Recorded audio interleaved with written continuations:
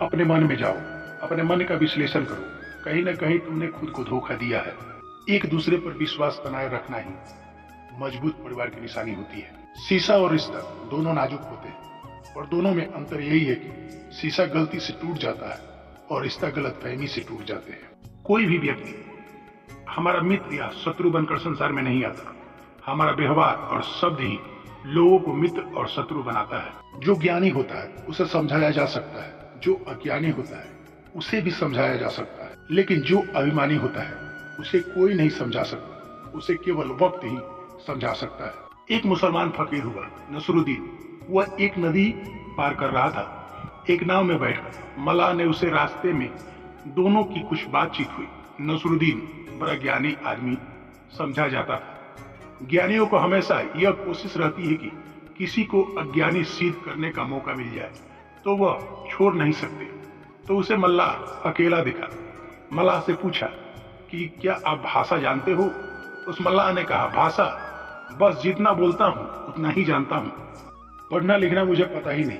नसरुद्दीन ने कहा, तेरा 4 आना जीवन बेकार हो गया, क्योंकि जो पढ़ना नहीं जानता उसकी जिंदगी में क्या उसे ज्ञान मिल सकता है? बिना पढ़े पागल है, कहीं ज्ञान मिला है? लेकिन मल्लाह चुपचाप हंसने लगा। फिर आगे थोड़े देर चलने के बाद नसरुद्दीन ने पूछा कि तुम्हें गणित आता है? उस मल्लाह ने कहा, नहीं, गणित मुझे बिल्कुल नहीं आता, ऐसे ही 2 और 4 जोड़ लेता हूँ, यह बात दूसरी है। नसरुद्दीन ने कहा, तेरा 4 आना और जीवन बेकार हो गया, क्योंकि जिसे गणित ही नहीं आता उसे जोड़ ही नहीं आता। नसरुद्दीन ने मल्लाह से कहा, अरे जोड़ना तो जानना चाहिए, तो कुछ जोड़ भी सकता था, तू जोड़ेगा क्या?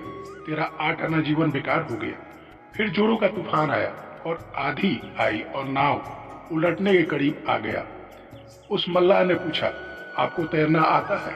नसरुद्दीन ने कहा, मुझे तैरना नहीं आता।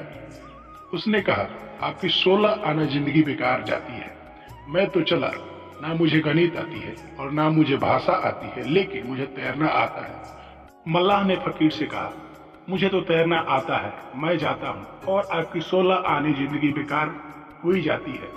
जिंदगी में कुछ जीवंत सत्य है जो स्वयं ही जाने जाते हैं, जो किताबों से नहीं जाने जा सकते, जो शास्त्रों से नहीं जाने जा सकते। आत्मा की सत्य और परमात्मा का स्वयं ही जान सकता है और कोई जानने का उपाय ही नहीं। दोस्तों, वीडियो अच्छी लगे तो मेरे इस चैनल को लाइक और सब्सक्राइब जरूर कीजिएगा।